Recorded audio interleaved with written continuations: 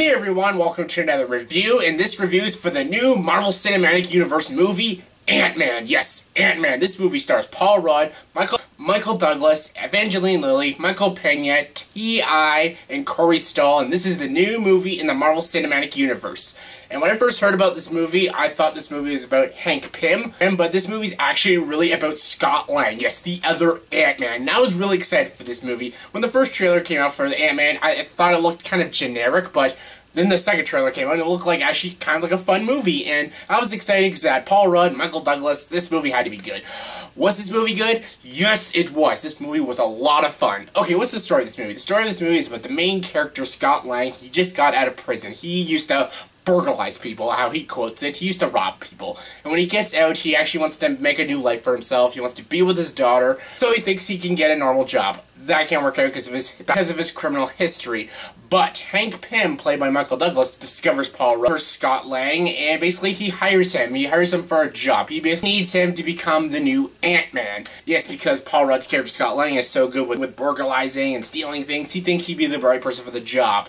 And so basically in this movie he sets up this job, and basically Paul Rudd pretty much gives him the idea that he should be the new Ant-Man. And yes, he basically gives him the suit and everything, and if you know Ant-Man, when you put on the suit and you push the two buttons, you shrink this big. And yeah, basically the job Hank Pym wants Scott Lang to do is basically steal a suit from his old corporation. It's called Pym Technologies or something, because it's now run by his ex-protege, played by Cory Stoll. And basically he wants to steal the suit because the character Cory Stoll is basically trying to make the same technology Hank Pym used. He wants to build this device that shrinks people, and basically he wants to make like a whole army of people like that. Basically he's calling it Yellow Jacket. And if you don't know comic books, Yellow Jacket is like one of the villains of Ant-Man. And yeah, basically his experiments are succeeding, and Hank Pym wants to put a stop to this, so basically he gets Scott Lang to do it, and yeah, that's pretty much the story. This movie is a very small story. This isn't like a huge, big, grand scope of a movie like The Avengers. This is a very small film, and honestly, this movie was fantastic. This movie was a lot of fun. I didn't have much problems with this movie. This was a really, really well-acted, well-written, and well-directed movie. Yeah, Peyton Reed is the director of this movie, and originally Edgar Wright was going to do it, and I'm very curious to see what Edgar Wright was going to do with this film, because I'm a big Edgar Wright fan. I love the Cornetto trilogy. I love Scott Pilgrim. I was very curious to see what he was going to do with this movie, and the reason he quit is because he didn't want to put a lot of Marvel things in the movie, and I'm like, well, it is a Marvel movie. You kind of need Marvel things in it. You need little cameos and, you know, like little hidden messages about Marvel and shit. He didn't want to do that, so Peyton Reed took over, and Peyton Reed did a very good job. Some of the movies actually do feel kind of like an Edgar Wright kind of movie, and I'm glad he kept the same style Edgar Wright wanted, and he did a good job, Peyton Reed. And Peyton Reed, not the greatest director. Like the previous films he's done was like Bring It On and Down with Love. This movie, hands down, his best movie. He did a very good job. This movie is very well executed, and it was just a lot of fun. And I just love how small he made this movie, and that's what made this movie work. And the writing was really good. It was really good. There's a lot of snappy dialogue, and there was actually some really good character development, and it didn't feel like exposition. I can't stand forced exposition in a movie, and this movie didn't feel like that. It just came naturally in conversation, and it was really well done, very well done, and yes, a lot of these characters are very compelling characters, especially Scott Lang and Hank Pym.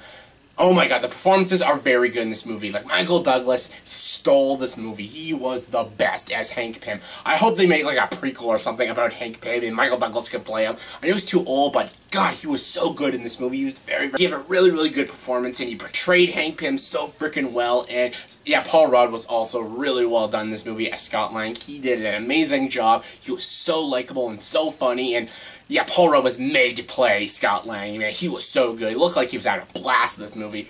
Evangeline Lily, she was good. I can't stand her in the Hobbit movies. I like the Hobbit movies, but I could not stand her in those Hobbit movies as Tariel or whatever. Yeah, she was terrible in those movies, but she was really good. She was also really likable, and she kind of was like a bitch at times, but that's what made her character all the more likable and hilarious. And yeah, she was good. I really liked the chemistry with her and Michael Douglas. I love the father-daughter relationship. It was really well done. And Michael Pena was so funny in this movie. He was like the comic relief in the movie, and he was really good. He was very, very good, and even like T.I. was good in the movie, and Bobby Cannavale, they were good in the movie. Very small roles, but they were really good. And the only person I didn't really care for was Cory Stoll. I like Cory Stoll. I love him in House of Cards, but I found him pretty generic. I thought his motivation was like really by the books. It was like It was like a typical generic Marvel or comic book villain kind of story, and like, yes, he's a big businessman and he wants to use the technology to take over the world. Yes, that was kind of generic. Cory Stoll's performance is a bit bland at times, but he was fine. He wasn't that bad. There were worse villains in comic book movies, and he wasn't bad. Like, he just was kind of generic. That was the only problem I had with this movie. Like, the villain was kind of weak. Other than that, this movie was so freaking fun. The effects look so good in this movie. Every time, like, Ant-Man shrinks down, you're like, it looks really cool. The world itself looks big, even though it's really, really small, and it was really, really good. And the action scenes were really, really good and really, really funny. Like, these big, you think these are, like, huge action scenes, but really, you see the point of view of, like, humans. It's like little explosions, like when they're fighting on top of the tank engine, or when they're fighting in the little woods or anything. Like, it's very, very funny, and it's just really entertaining to watch. This movie was just so much fun to watch. It was hilarious. This is one of the funnest movies in the Marvel Cinematic Universe, next to, like, Guardians of the Galaxy. Guardians of the Galaxy is obviously better, but this movie was a lot of fun. I had a blast with this movie. Yeah, I don't know what kind of people will not like this movie. I guess people who don't like comic book movies, but if you like comic book movies, I think you'll like this movie, because honestly, there's not much to hate about this movie. It has good comedy, it has good action, it has good visuals, and it's just a really well-grounded story, and it's really good. It's not just like a typical, like, origin story. It's the beginning of a new superhero. It almost felt like Iron Man. It's not like Iron Man, but it felt like Iron Man. Like, you're getting introduced to this new character, and it's not just like a basic, by-the-books origin story. It's just showing what they're going through and how they became that superhero, and yeah, it was really fun. This movie was a lot of fun. It had great cameos, and of course, a great climax. And the end credits has two things, but like, yeah, I don't need to tell you guys, because everyone knows it. Every time you watch a Marvel movie, there's something at the end credits, but yeah, stay for the end credits. There's two things at the end credits, and they're a lot of fun, and honestly, I really like this movie. I don't have much bad things to say about it, other than Cory Stoll was kind of generic, but other than that, this movie was good. The writing was good, the direction was good, the action, comedy, the performances, all very good. I highly recommend this movie, especially for huge comic book fans. Scale of 1 to 10, I'll give this movie a 9 out of 10. Really good movie, had a lot of fun. So in the comment section below, please tell me, did you see the movie Ant-Man? And if you did, please comment below, let me know. What'd you think of it? Comment below, let me know. And as always, if you like this video, please like and subscribe to this channel, and join the talks.